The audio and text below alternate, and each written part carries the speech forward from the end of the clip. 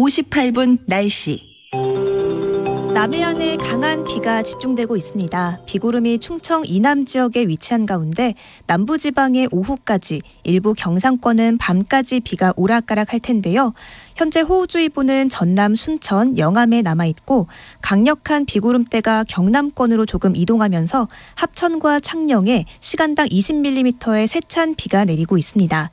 앞으로 경북 남부와 전남, 경남에 20에서 70, 전남은 많은 곳이 80mm가 넘게 오겠고 경북 북부와 전북, 제주도에 최대 40mm의 비가 더 오겠습니다. 동풍이 부는 강원 영동은 오후까지 5mm 안팎의 비가 오는 곳이 있겠고요. 중부 내륙엔 밤까지 한때 소나기가 지나겠습니다. 경기 동부와 강원 영서 남부, 충북, 경북 북부를 중심으로 5에서 40mm가 예상됩니다. 서울 등 수도권과 충청 내륙, 제주도엔 폭염주의보가 발효 중인데요. 한낮에 서울이 32도 안팎으로 어제보다 3도 이상 높겠고요. 춘천, 청주, 제주도 32도, 광주 30도, 부산 29도 안팎까지 오르겠습니다. 내일은 전국 하늘에 가끔 구름만 지나면서 오늘만큼 무덥겠고요. 다음 주 후반에는 기온이 30도 아래로 서서히 떨어지겠습니다. 지금 서울의 기온은 30.8도, 습도는 66%입니다. 박다효입니다.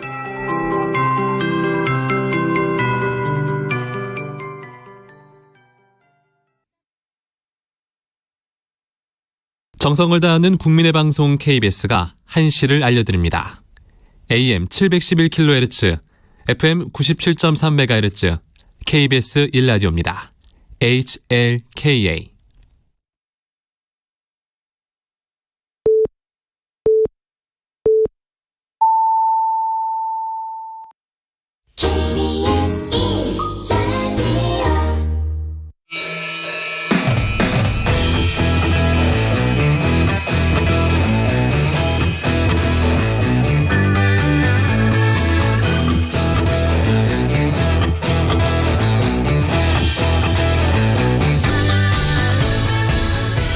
정관용의 시사본부 2부 시작합니다. 매주 토요일 2부는 주요 정치 이슈들 거두절미하고 알맹이부터 끝까지 토론하는 끝장토론 각설하고로 꾸며드리고 있죠. 자, 각설하고 출발하겠습니다.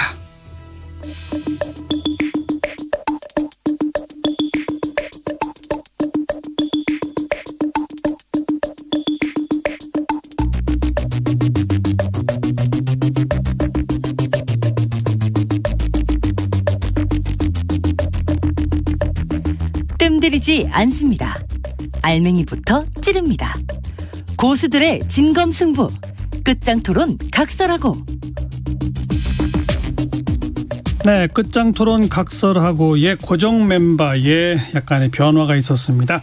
계속 도와주고 계신 민주당 대변인 지내신 현근택 변호사는 계속 자리를 지키고 계시고요. 현근택 변호사 어서 오십시오. 네, 안녕하세요. 현근택입니다. 네, 국민의힘의 파트너가 바뀌었습니다. 지금 혁신위원을 맡고 계신 천하람 변호사가 이제 앞으로 매주 도와주실 텐데 어서 오십시오. 네, 잘 부탁드립니다. 전남 순천의 천하람입니다. 네, 현 변호사랑 인사 좀 나누시고. 우린 뭐 친합니다. 방금 점심도 같이 먹고 왔어요. 네, 예, 밥 사주셨어요, 현 변호사님. 언제부터 이렇게 친해지셨어요? 방송을 같이 많이 하잖아요. 네, 그렇군요. 자주 봅니다. 네. 두 분 다 변호사이시기도 하고. 네, 현 변호사님 훨씬 선배시죠. 알겠습니다. 그래도 천하람 혁신위원께서 새로 입성하셨으니까 네. 선배인 현근택 변호사가 먼저 네. 금주의 뜬 인물 신임을 어떻게 하는지 한번 들어보시고 좋습니다. 따라서 해보시기 바랍니다. 고정 질문 금주의 뜬 인물부터 현근택 변호사 누구 꼽으셨어요? 예전에 보니까 여당 먼저인데 이제 야당부터 아니 오늘만 예. 다음 주부터는 그렇죠, 이제 넘어가는 그렇죠. 거고. 예. 저는 아마 이준석 대표를 꼽고 싶습니다. 뜬 인물로. 그래요? 네, 많은 사람들은 아마 졌다고 생각할 것 같은데. 예. 일단 뭐 대표직 잘리고 공식적으로 그러니까 이제 졌다고 생각할 수 있지만 이젠 전 대표라고 불러야 전 대표라고 불러야 되죠. 음. 그런데 어쨌든 정치적인 의미에서 보면 일단 본인이 그렇잖아도 윤석열 반년에 어찌 보면 뭐 원탑 이 정도는 아니었거든요. 약간 애매한 상태였어요. 당대표는 됐었지만 예. 지금으로 보면 확실하게 이제 반년의 기수로 이제 확실히 자리 잡으신 것 같고 지금 최근에 보면은 계속 아마 선언을 한 것 같습니다. 다음 전당대회도 나오겠다. 더 제가 주의 깊게 본 거는 그럼 뭘 캐치프로에 들고 나올래 이랬더니 윤핵관들 다 집으로 보내겠습니다. 그거를 이제 그거로 들고 나왔겠다. 이거는 거의 전쟁 이판사판 하자는 얘기인데 임기 초고 지금 이제 여당 대표 물론 잘리긴 했지만 어쨌든 앞으로 4년 9개월에 남았는데 남았죠. 그런데도 불구하고 윤핵관들 몰아내는데 앞장서겠다. 그리고 나 돌아오면 아마 다 가만히 있지 못할 거다. 이렇게 세게 나오고 있거든요. 그래서 본인이 어쨌든 정치적으로 뭐 결기도 나타냈고 일단은 윤석열 빼고는 당에서 내가 다 휘어잡겠다 이런 생각을 갖고 있는 것 같아가지고 뜬 인물로 잡아봤습니다. 그 현근택 변호사 민주당 입장에서는 이준석 전 대표가 계속 뜨는 게 좋은 거죠. 예? 당 대표였던 사람이 대통령에 반대하는 반윤의 기수가 됐다. 막 이런 표현 쓰는 또 게 너무 뜨면 안 되죠. 또 너무 뜨면 안 되니까 적당히 이제 해야 되는데. 요새 민주당이 필요가 없어요. 그러니까 야당이 아예 안 보이고 사실 이준석 전 대표가 야당 같아요. 이준석 대표가 1인 야당을 하고 있는 것 같습니다. 제가 봐도. 자, 어떤 그런 그 민주당의 정치적 그 이해관계까지를 감안해서 금주에 뜬 인물 이준석. 그래서 제가 그랬잖아요. 너무 뜨면 안 된다고. 천하람 혁신위원은 금주에 뜬 인물. 저는 금주에 뜬 인물로 김은혜 전 의원을 뽑아봤습니다. 이게 홍보수석 거의 내정됐다고요? 네, 그래서 사실은 왜 떴냐 하면은 김은혜 전 의원의 파워가 저는 이번 주에 드러났다. 뭐냐 하면은 원래는 기존 홍보수석과 대변인 체제를 두면서 홍보 특보 정도로 들어가는 게 아니냐라는 관측이 많이 나왔습니다. 근데 그렇게 되면 김은혜 의원이 홍보실을 장악을 못 하잖아요.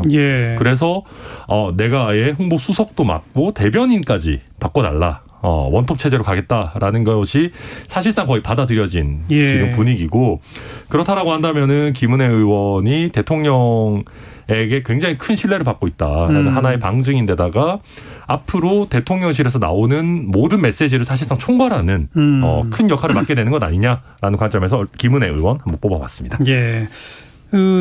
인수위원회 대변인 맡았었잖아요. 그렇죠. 그러다 경기지사 후보 경선에 뛰어들어서 유승민 전 의원을 꺾고. 그렇죠. 근데 경기지사 선거에서는 안타깝게 졌고. 맞습니다. 근데 이번에 이제 홍보 완톱. 네. 확실히 뜨고 있네요. 엄청 뜨는 거죠. 이게 한 번 이너서클에 들어가면 확실히 계속 뭔가 이렇게 자리들이 있는 것 같습니다. 자, 금주의 진인물로 가봅시다. 현근택 변호사 누굽니까? 저는 계속 이제 반환법으로 쓰는 것 같은데요. 권성동 원내대표가 아무래도 물론 뭐 지금 재신임 받았다고 하지만 누가 봐도 이상하거든요. 사실은 뭐 비상 상황이라는 게 문자가 드러나면서부터 거의 비상 상황이 된 건데 거기 어찌 보면 1등 책임자고 그리고 뭐 이 당헌 당규까지 원래 고쳐서 없던 권한을 넣어가지고 권한 대행으로서 또 비대위원장 선임하고 그래도 끝났으면 모르겠는데 다시 또 이분이 또 살아나가지고 다시 또 비대위원으로 간다 그러면 그전에 뭐 사퇴한다까지 했었잖아요.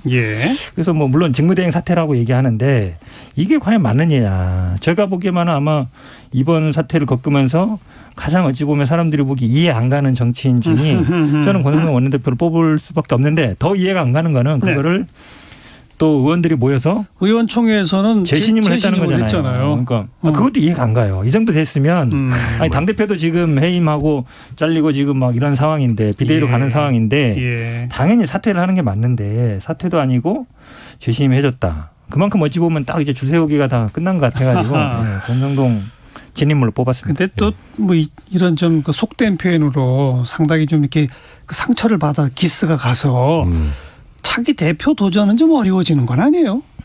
원래 그 당시에도 뭐 차기 대표 지지로 그렇게 많이 나오지는 않았어요. 핵심적으로는 정치인이라면 들어오고 나갈 때 판단이 있어야 되는데 이 모든 사태에 어찌 보면 중심에 있고 원인 제공도 했는데 근데 본인 또 사퇴 안 하고 다시 또 한다는 게 상식적으로 좀 이해가 잘 안 가요. 뭐 계속 이해 안 간다는데 어떻게 생각하세요? 이해 안 가는 일들이 한두 가지가 아닙니다.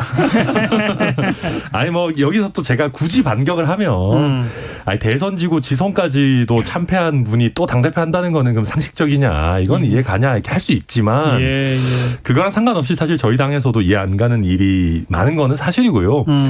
이게 권성동 원내대표 입장에서는 본인이 이렇게 물러나면 이제 명예회복을 못하고 다시는 큰 정치에 도전을 못하는 건 아니냐라는 그렇죠. 생각은 개인적으로는 들 수는 있어요. 그러니까 비대위원이라도 계속 있어야 한다. 그렇죠. 원내대표라도 계속 해야 되고 정기국회에서 뭔가 이 어떤 업적을 남기고 해서 명예롭게 나가야 된다라는 거는 개인적인 그 사정은 이해는 되는데 그게 과연 이렇게까지 할 일이냐 저도 잘 모르겠습니다.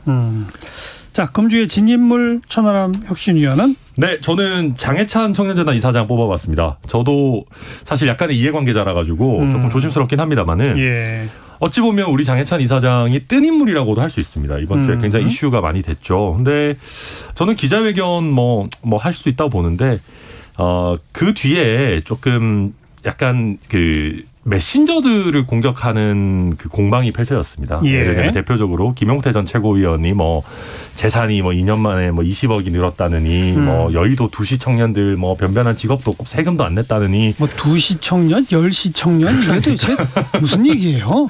이상한 얘기들을 자꾸 하고 있어가지고. 우리 잘 모르시는 청취자분들도 계시니까. 네.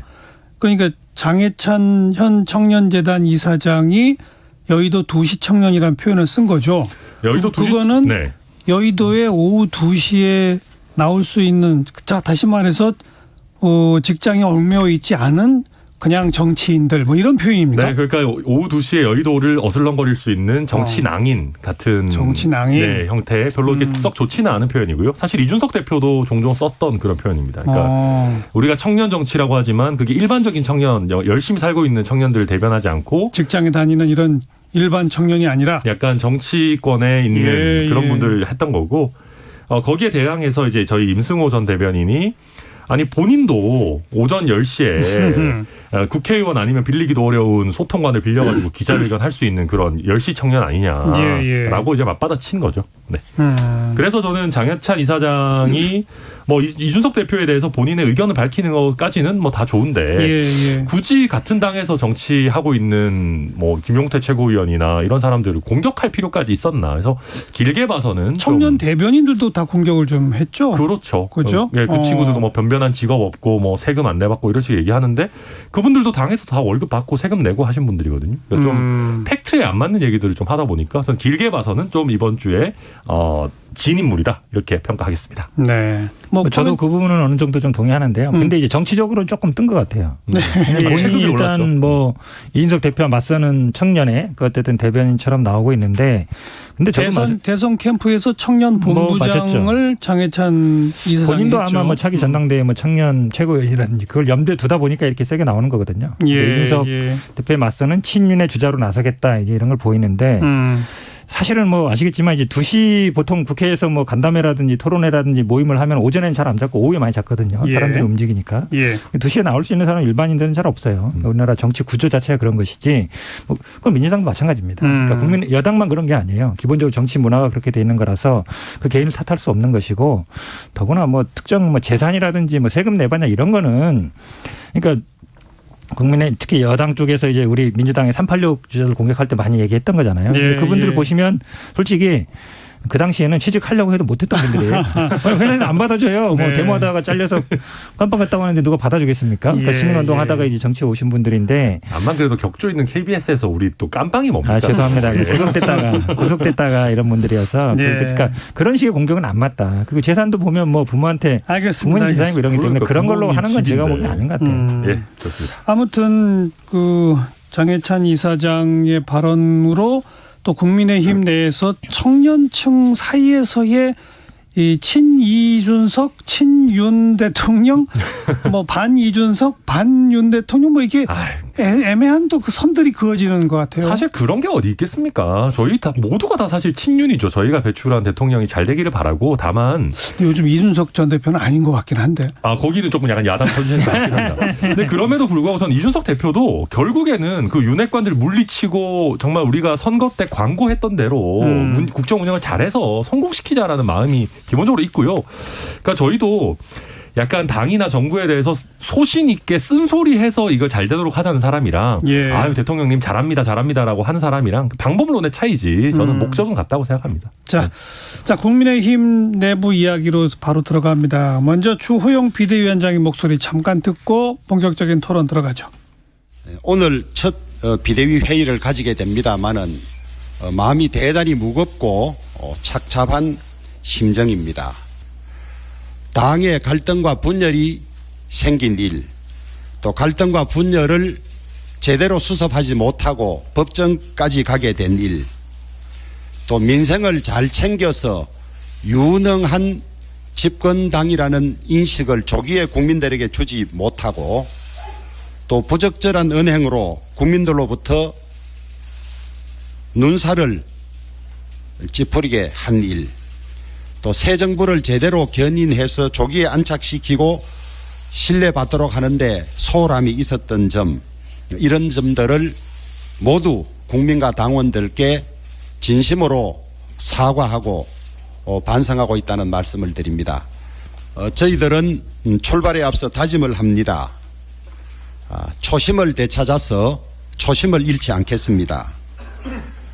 오로지 국민만을 보고 국민의 입장에서 생각하고 국민의 입장에서 판단하고 국민의 입장에서 실행하겠습니다. 네, 주호영 비대위원장의 사과와 반성 그리고 초심 잃지 않겠다는 이야기 들어봤는데 잘 될까요? 잘 해야죠. 근데 뭐 저는 당에 어느 정도의 여러 가지 목소리가 나오는 게 꼭 나쁘다고 생각하지는 않습니다. 사실 오늘 우리 뜬 인물 진 인물 뽑아봤는데 눈치채신 분도 있겠지만 4명 다 국민의힘 사람입니다. 그러네요. 그러니까 민주당이 그만큼 어찌 보면 생동감이 떨어진다라고 볼 수도 있고요. 저희가 너무 좀 불타고 있는 부분이 있습니다만 어쨌거나 저는 이 초심이라는 게 비대위야 뭐 출범한 지 얼마 안 됐는데 비대위의 초심이 아니라 여당이 됐을 때의 초심이라고 생각합니다. 결국 저희가 국정 운영을 잘 이끌어가고 좀 민생 잘 챙기고 좀 입법도 좀 잘하고 그런 부분. 그러니까 잡음이 너무 많아져서 그런 것들이 가려지지 않도록 좀 안정적으로 당 운영을 하자 이런 취지로 이해가 됩니다. 근데 비대위원 뭐 선임되신 분들을 제가 한 분 한 분 다 폄하하는 건 전혀 아닙니다만 전체적으로 봤을 때 국민적 인지도라든가 주목도라든가 이런 데서는 조금 너무 약한 거 아니에요? 파워가 국민들이 비대위원회 모인다 그러면은 오늘 뭐 하나 한번 지켜보자 이런 관심도가 떨어질 것 같지 않으세요? 그렇죠. 사실은 주호영, 권성동 두 분 빼고는 이제 막 많이 알려진 분들은 그렇게 많지는 않은데요. 이게 아무래도 어쩔 수가 없는 게 지금 비대위가 사실 비대위를 할 때가 아닙니다. 그러니까 사실 저희가 선거 이겼고 비대위를 할 때도 아니고 게다가 이 비대위가 어떤 혁신을 할 수 있는 충분한 에너지가 있거나 공천권을 쥐고 있거나 이런 게 전혀 아니거든요. 그러니까 말씀하신 그 좀 어떤 중량감 있는 인물들은 다들 다음 전당대회 나가야지 하고 있으신 거고 조금 이제 어찌 보면 새로운 인물들 위주로 많이 하지 않았나 뭐 그렇게 생각됩니다. 현 변호사 잘 될까요? 아니 지금 비대 역할이 별로 없어요. 전당대회 준비죠. 준비잖아요. 그러니까 남은 건 오히려 전당대회 언제 할 거냐. 이제 그거밖에 안 남는 것 같고. 근데 빨라야 내년이라는 얘기가 거의 맞아요. 정기국회가 있기 때문에 정기국회가 12월 9일까지입니다만 예산이 보통 11월 말에 처리되기 때문에 그 전에 아마 전당대회 하면은 욕 먹겠죠. 그럼 이제 먹죠. 1월에 해야 되는데 1월 5일 6일 되면 이준석 대표 돌아오거든요. 돌아오기 전에 아마 이제 하려고 할 가능성이 많아 보이는데 근데 지금 당원권 정지 6개월이 거기서 풀린다. 그거죠. 그럼 이제 방법은 하나죠. 이제 추가 징계를 하거나 아예 못 돌아오게 하거나. 그렇게까지 안 하고 저희 당에서도 아마 묘수를 꺼낼 게 그 당대표 출마 등록을 풀리기 전에 받으면 돼요. 그러니까 전당대회 자체는 1월 뭐 중순에 하더라도. 그게 그거지 그러면. 12월 정도에 아마 등록 받아가지고 그렇게 하지 않을까. 제가 보기에는 아마 이제 추가 징계 지금 뭐 윤리 세게 나오고 있잖아요. 좀 조심해라 얘기면 당연히 이준석 대표 추가 징계인 것 같고 그거는 제가 보기에 추가 징계를 고민한다는 얘기는 이제 기소해서 정지되는 건 안 될 것 같다라는 생각을 하는 것 같아요. 최근에 왜냐하면 김성진 그 사람 얘기만 들어서는 못 믿겠다라는 거 보니까. 그러면 이제 정말 이제 추가 징계까지 갈 거냐도 되게 궁금하고. 근데 그런 거 말고는 사실은 비대위가 할 게 별로 없어요. 또 이제 그럴 건 있죠. 예를 들어서 1월 만약에 이준석 대표 돌아온 다음에 후보 등록 받거나 하게 되면 이준석 대표가 어쨌든 당원 여론의 지지를 많이 받고 있잖아요. 그러면 이제 지금은 원래 컷오프는 5대5고 본선은 7대3인데 그거를 또 손댈 수도 있을 거라고 봐요. 룰 자체를. 왜냐하면 이번에도 보면 원래 직무대행은 이거 비대위 선정 권한도 없는데 룰 바꿔가지고 그냥 권한 줘버리잖아요. 경선 룰도 바꿀 수 있다? 제가 보기엔 아마 그렇게 시도할 가능성이 있다고 봐요. 제가 반박을 하고 싶은데 잘 반박하기가 요즘 모든 게 다 가능한 세상이 돼가지고요. 근데 그럼에도 불구하고 일단 주호영 비대위원장이 뭔가 성과를 내겠다라는 생각이 강합니다. 그러니까 제가 봐도 시기성으로 쉽지는 않은데 그러다 보니까 혁신위에서 나오는 안건도 좀 갖다 쓰겠다. 뭐 이런 얘기들을 하고 있는 것 같아요. 혁신위 요새 활동은 뭐 하고 있어요? 저희 저도 하고 있는데 매주 소위원회 회의하고 월요일 날 또 이제 전체 회의 하는데 그래서 월요일 날 전체 회의 하고 조만간 1차 혁신안 발표할 것 같습니다. 민주당에서 보는 거는요. 그러니까 저처럼 원에 있는 분들이 보는 거는 국민의힘에서 그 3선 동일 지역 금지 그런 거 좀 혁신안에 넣어줘라. 그러면 사실 민주당도 그거 좀 따라가면서 좀 하게. 민주당이 이미 장경태 의원이 다 내놨는데. 아니 근데 지금 우리는 혁신위가 지금 없잖아요. 혁신이 그렇죠. 있는 데서. 그거 들어가요 안 들어가요? 아마 들어가지 않을까. 또 저희 같은 원 외에 있는 사람들은 또 쌍수를 들고 환영하는 일이기 때문에 그렇습니다. 그 공천제도 뭐 이런 것도 들어가죠? 혁신안에? 네. 그런데 지금 보도나 이런 얘기 나오는 거 보면은 조영 위원장이 좀 민감한 얘기는 너무 빨리 하지 말고 공천 얘기는 뒤로 빼고 좀 뒤로 빼자 약간 그러고 있어가지고 처음 발표하는 내용에 공천 관련한 내용이 포함될지는 좀 지켜봐야 될 것 같습니다. 아무튼 그럼 이제 비대위가 잘할 거냐 말 거냐도 관심사지만 지금 국민의힘을 둘러싼 국민들의 관심은 이준석 전 대표가 제출한 가처분 신청은 어떻게 되는 거야? 그다음 이준석 대표는 언제까지 매일 방송에 출연하며 윤 대통령을 직격하는 그 행동이 계속 언제까지 갈 거야? 그 지금 국민의힘 안에서도 이준석 전 대표가 제기하는 지금 윤 대통령이 100일밖에 안 됐는데 지지도가 떨어진 잘못들에 대한 지적은 동의하지만 이준석 대표처럼 지나친 건 또 안 된다라는 또 중간 정도가 생기는 것 같고. 그게 저는 주류의 의견인 것 같습니다. 그런 것 같아요. 예. 그러니까 사실 저희 당의 의원들이 대놓고 말은 못해서 그렇지 이 정도로 지지율이 빠지면 이거 뭔가 문제가 있는 거다라는 생각은 많이들 하고 있습니다. 그래서 익명 인터뷰 같은 걸로 그 대통령실에 이런 부분 문제 있다, 인적 쇄신 가감하게 해야 된다라는 거 많이 나와요. 근데 다들 이제 암만 그래도 우리가 사실 원래 허니문 기간이라고도 할 수 있는 대통령한테 좀 대놓고 세게 말하는 건 좀 그렇지 않나. 그게 정치적인 금도 아니냐. 근데 이준석 대표는 그 금도를 넘었다. 이건 쓴소리 정도의 수준을 넘어서 거의 직격이다라고 보는 분들이 저희 당의 기본적인 생각들인 것 같습니다. 저는 사실 그렇게까지 생각하지는 않는데 아무튼 그러니까 이준석 대표 입장에서는 지금 죽게 생겼잖아요. 그러니까 사실은 그냥 뭐 징계 당한 것도 억울한데 다른 사람에 비하면 억울하다는 게 많은데 이제 못 들어오게 생겼으니까 어찌 보면 완전 본인의 정치 생명 끊어놓겠다고 하는 거기 때문에 뭐 안 싸울 수 없는 입장이죠. 근데 그거를 조용히 싸우면 아무도 안 쳐다보거든요. 그렇지 않습니까? 그냥 말처럼 참으라는 얘기잖아요. 선당무사 가만히 놓으라는 얘기인데 그런다 해서 이준석 대표를 복귀시켜주거나 그렇지 않거든요. 정치라는 거는 본인 스스로 어쨌든 자기 능력을 뭐 어쨌든 키워나가야 되는 거기 때문에 어쩔 수 없는 것 같고 재판도 많은 분들이 뭐 궁금하죠. 이건 뭐 저도 잘 모르겠어요, 솔직히. 가처분 신청 어떻게 될지. 원래는 뭐 통상은 기각되는 게 맞는데 당내 사안은 잘 안 끼니까. 근데 이번은 좀 해도 너무한다 이 생각을 많이 하거든요. 더구나 이제 조영 비대위원장도 이제 판사 출신이다 보니까 보통 이런 하자 같은 절차적인 문제는 나중에 다시 만약에 이게 인용되더라도 그냥 다시 절차 문제를 고치면 된다. 고치면 된다 그런 거예요. 했어요. 그게 사실은 그런 경우도 의외로 많습니다. 그러니까 설령 가처분이 받아줘도 그다음에 예를 들어서 이번에 ALS가 문제다 이러면 그래 그럼 우리가 그걸로 만약에 인용을 하면 그냥 모여서 하자 해버리면 되거든요. 그래서 법원에 갔던 분들도 보면 비상 상황이 아니냐. 약간 내용을 본다는 거거든요. 그러니까 비상 상황이냐 아니냐는 약간 판단이 들어가거든요. 사실은 그렇게 봐버리면 그거는 뒤집기가 어려워요. 절차적인 문제는 하자 치유하면 되는데 다시 거치면 되는데 내용의 문제 보면은 못 건드리는데 판사가 이거에 관심을 많이 갖고 있다 그러더라고요. 그러면은 많은 분들이 절차적인 문제뿐만 아니라 내용까지 본다는 얘기는 좀 주의 있게 본다는 얘기 아닌가. 그다음에 헌법상에 어쨌든 운영의 민주성 이런 건 있거든요. 설립은 자유 이렇게 돼 있어서 헌법도 중시하는 부분으로 알려져 있어서 저도 뭐 단언은 못하지만 그래도 분위기는 뭐 무조건 기각 아닌 쪽으로 가는 것 같습니다. 그러니까 저도 그 재판 갔다 온 뭐 변호사들이나 아니면은 그 기자분들 얘기 들어보면 분위기 자체는 이준석 대표 쪽에 굉장히 우호적이었다고 해요.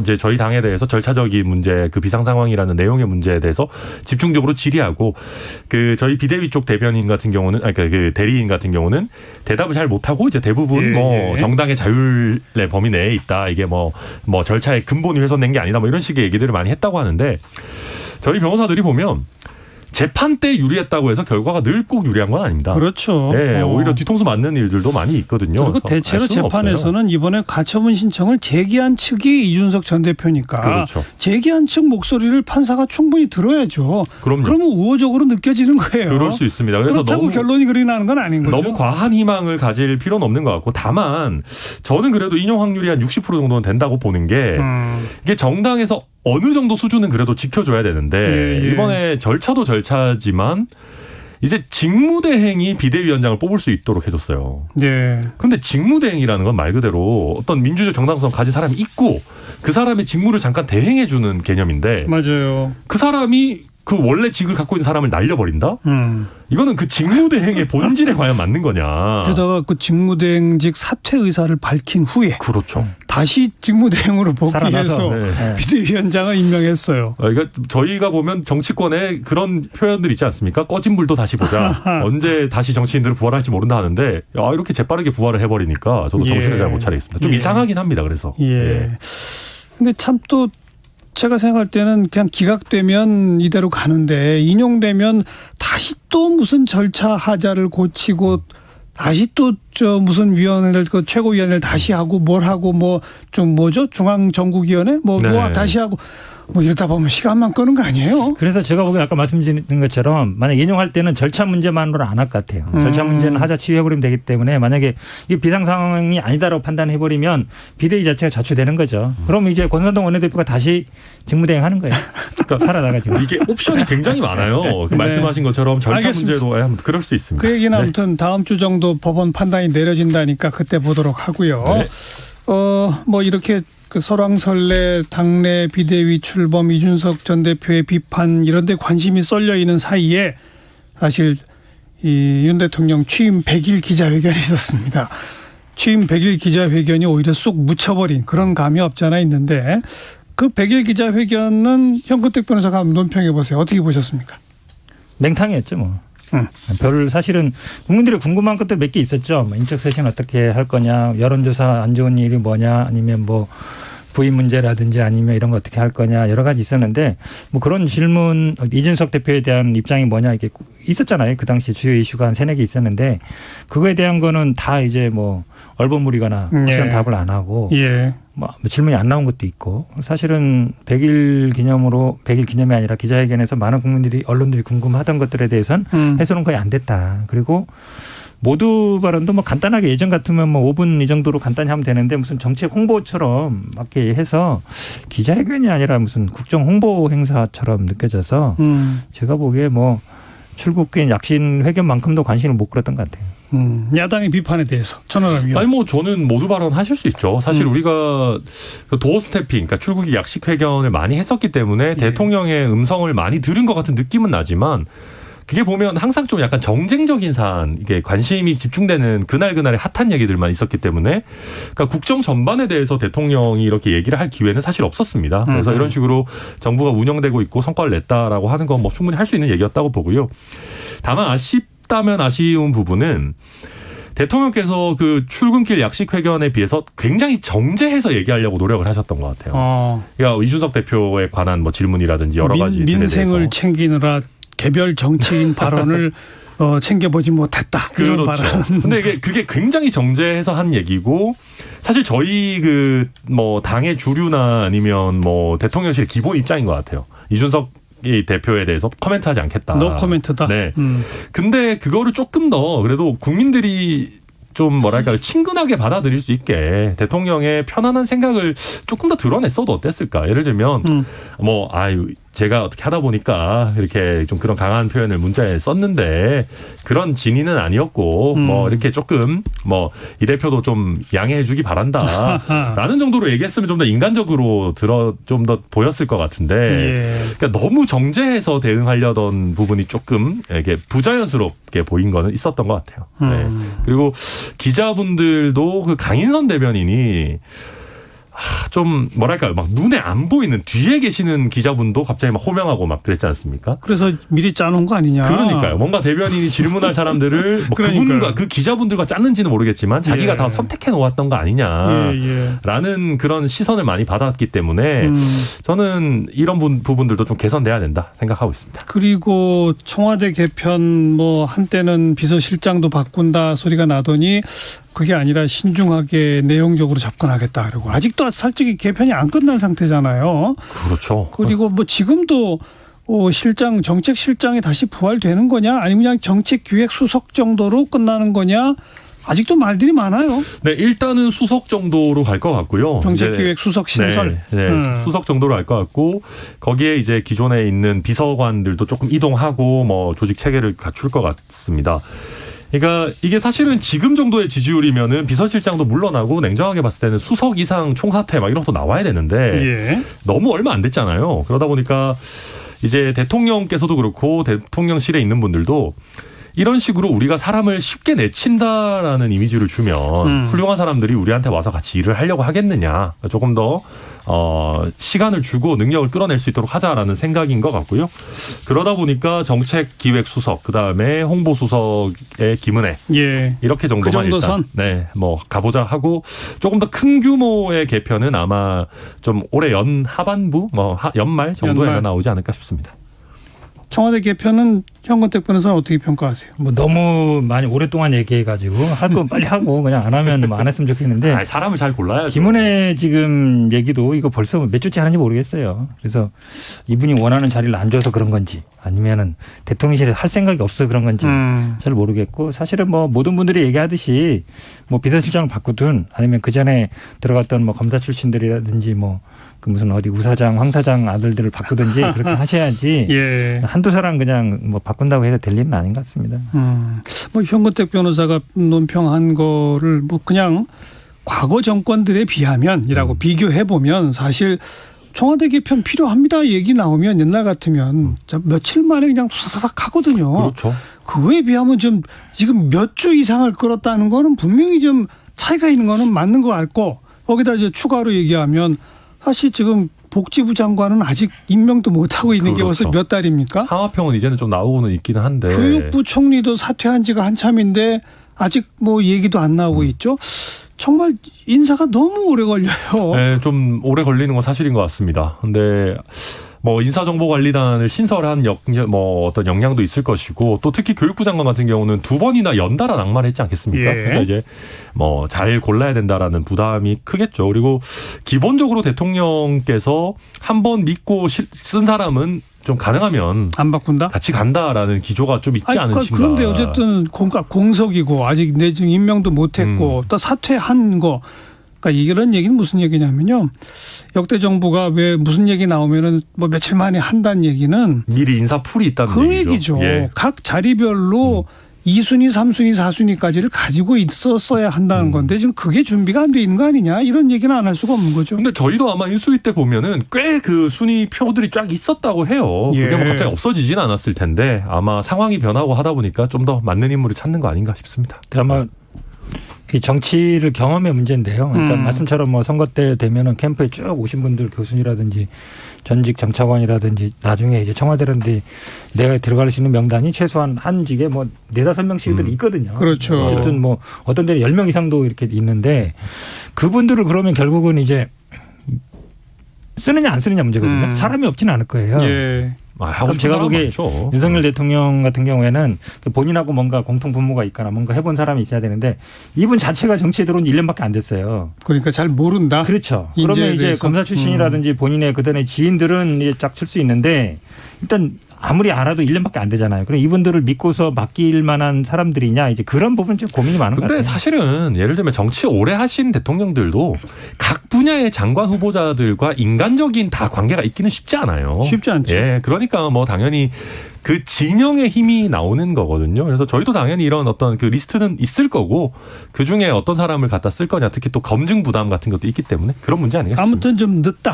네. 여기는 동의하신다는 거 아닙니까? 네, 그렇죠. 자꾸 늦다 보니까 뭐 인사가 정치적 효과를 노리고 하는 인사는 아니다라고 아무리 그래도 인사의 정치적 효과가 안 따라올 수가 없거든요. 그럼요. 정치는 사람으로 근데 하는 건데. 늦어지다 보면 인사의 정치적 효과가 뚝뚝 떨어지는 거예요. 해도 사람들이 주목을 안 합니다. 이제는. 너무 늦어지다 보면. 그렇죠. 이런 것들은 좀 윤석열 정부에서 좀 새삼 들어야 할 그런 얘기인 것 같고요. 자, 이원석 차장검사, 현 대검 차장검사가 이제 검찰총장 후보자로 뭐 거의 검찰총장으로만 뽑힌 거 아닌 것 네, 싶어요. 됐다고 봐야죠. 거의. 그렇죠. 예.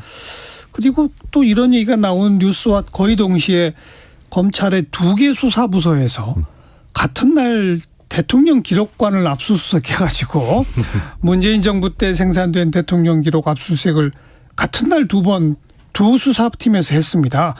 요건 어떻게 생각하시는지 작가님. 네, 일단 그 뭐 강제 북송이나 아니면 그 우리 원전 관련한 그 왜곡이나 조작 부분은 굉장히 중요한 문제입니다. 사실 저희 정부에서 뭐 아주 뭐 많은 관심을 기울이고 있는 분야이기 때문에 검찰에서도 열심히 수사할 수밖에 없지 않나 싶고요. 또 대통령 기록관에 대한 압수가 검찰 혼자서 할 수 있는 건 아니거든요. 법원에 영장이 또 있어야 되는 문제이기 때문에 이 부분에 대해서는 당연히 어떤 그때 어떤 북송 과정이라든지 경제성 평가하는 과정에서 불법이 없었는지를 확인하면 되는 문제고 확인하면 거기에 따라서 뭐 처벌이 이루어지지 않겠습니까? 현 변호사. 네. 일단 말씀하신 것처럼 하나는 이제 지금 원전 문제는 대전지검이고 예. 지금 뭐 저 북송 문제는 이제 서울중앙지검이잖아요. 두 지검이 어느 날 갑자기 왔는데 우리 서로 뭐 협의한 게 아니라 우연히 그런 거다라는 얘기는 누가 봐도 뭐 안 맞는 것 같고. 그럴 수도 있죠, 뭐. 그런데 이게 뭐 검찰 이원석 차장검사를 대검이 됐기 때문에 뭐 그건 아닌 것 같고 이제 원래부터 하던 수사 맞는데 예. 근데 결국 이제 타겟은 전 정부 아니냐 문재인 정부의 청와대를 타겟으로 한 거 아니냐라고 볼 전 정부도 수밖에 그냥 없죠. 정부 부처가 아니라 청와대 그렇죠. 노리는 거 아니냐? 그렇죠. 당연히 그럴 수밖에 없고 지금 이제 원전 같은 경우에는 이제 경제성을 조작한 거 아니냐. 이 경제성의 핵심은 아마 이제 그 원전 폐기물 이런 것들을 어떻게 평가할 거냐 이제 이런 문제가 있었던 것 같고 북송 사건 같은 경우에는 그 중간에 이제 결국은 의사가 있었느냐 없었느냐 이제 그런 부분이잖아요. 그런 부분 보는 것 같은데 저는 뭐 우려스럽죠. 야당 입장에서는 결국 야당 전 정부 죽은 권력 털기 문제 아니냐. 예. 네, 검찰총장도 어찌 보면 약간 허수아비일 가능성이 높은데 왜냐하면 인사는 다 한동훈 장관이 했고 검찰총장 검찰에서 본인이 수사하는 검사라면 그전에는 다 총장 눈치를 봤거든요. 지금은 제가 보기에 다 법무부 장관이나 법무부 장관 위에 있는 대통령을 다 눈치 볼 수밖에 없어요. 그러니까 그런 상황이 돼서 아마 이원석 그 지금 후보 같은 경우는 뭘 해도 아마 권한 행사라든지 하기는 쉽지 않은 상황인 것 같습니다. 근데 저는 이렇게 봐요. 그러니까 전 정부에 대한 수사 너무한 거 아니냐, 막 청와대 겨냥하는 것 아니냐라고 하시는데, 그러니까 수사라는 게 원래 과거에 있었던 일을 수사하는 거예요. 예. 예를 들면 저희 정부가 뭐 한 3, 4년 차 됐을 때는 우리 정부의 문제점도 수사하겠죠. 그리고 그 보면 예컨대 막 야당 탄압이다 막 이런 얘기 하시는데 아니 야당 정치인이 무슨 특권층입니까? 야당 정치인이라고 해서 수사 안 할 수는 없는 부분이고요. 그러니까 이게 어떤 말 그대로 경제성 평가에 대한 관점의 차이 정도면 문제 제기할 수 없겠죠. 그러나 어떤 뭐 명백한 불법이 있었느냐? 그럼요. 산업부 예전에 그 원전 관련해 가지고 뭐 문서 먹지로 파쇄하고 이런 정도 수준의 뭐가 있는지 봐야 될 겁니다. 자, KBS 1라디오 정관용의 시사본부 듣고 계시고요. 1시 35분 좀 지났습니다. 잠깐 교통정보 전해드리고 토론 이어갑니다. 김한나 씨. 네, 이 시각 교통정보입니다. 이미 휴가를 다녀오신 분들도 많고요. 오늘 비 소식도 있어서 지난주 주말에 비해 교통량은 다소 감소하겠습니다. 서울 방면으로 오후 5시에서 6시 사이에 가장 많이 밀리겠고요. 저녁 7시에서 8시 사이에 차차 정체는 풀리겠습니다. 먼저 경부고속도로 서울 방면 청주 휴게